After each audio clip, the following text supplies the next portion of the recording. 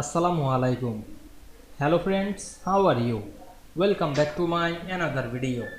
In this video, I am going to show you how to print grayscale in Affinity Publisher. Let's get started. At first, we have to open an Affinity Publisher document. Now we want to print grayscale. Firstly, go to the File menu. Then go to the Document Setup option. Then go to the Color Management and select the color format. We can see here many format. Now I am select the gray 16.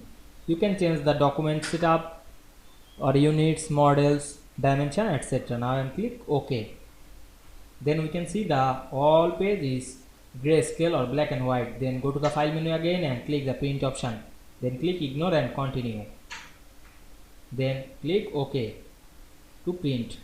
Now we can see we print grayscale document very easily. I hope you enjoyed the video.